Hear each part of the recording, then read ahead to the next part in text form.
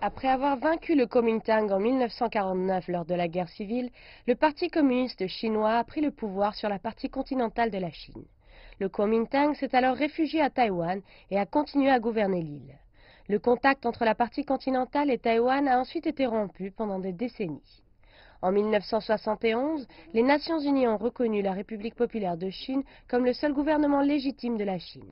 Dans les années 1980, Deng Xiaoping a proposé la réunification des deux parties sur la base du principe dit « un pays, deux systèmes ». En 1987, les habitants de Taïwan ont été autorisés à rendre visite à leurs familles dans la partie continentale, ce qui a mené à de nombreuses émouvantes réunions.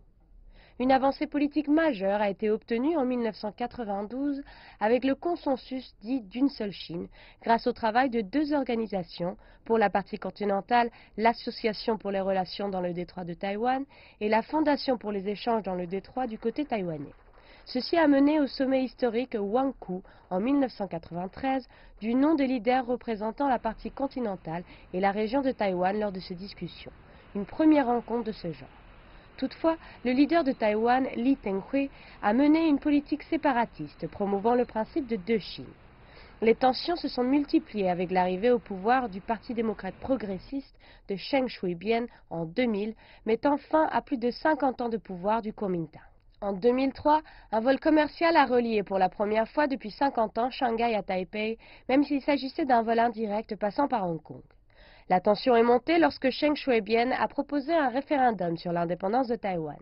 La partie continentale de la Chine a alors averti qu'elle n'excluait pas la possibilité d'une réunification par la force, passant une loi anti-sécession en 2005.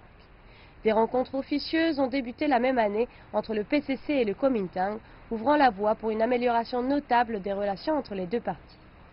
Cette amélioration s'est poursuivie avec le retour du Kuomintang au pouvoir en 2008, avec une série d'accords commerciaux, de transit et d'investissement.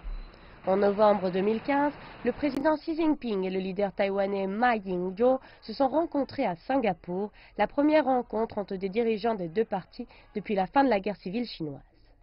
Toutefois, lorsque Tsai Ing-wen du Parti démocrate progressiste a remplacé Ma Ying-jeou en mai 2016, les relations entre les deux rives du détroit se sont refroidies au point de se geler, avec la suspension de toutes les voies de communication officielles. Même si Tsai est encore au pouvoir, elle a démissionné de la direction de son parti en novembre 2018 après une défaite majeure dans des élections législatives clés, un grand revers pour ses espoirs de réélection en 2020. Reste à savoir comment vont se développer désormais les relations entre les deux rives du détroit.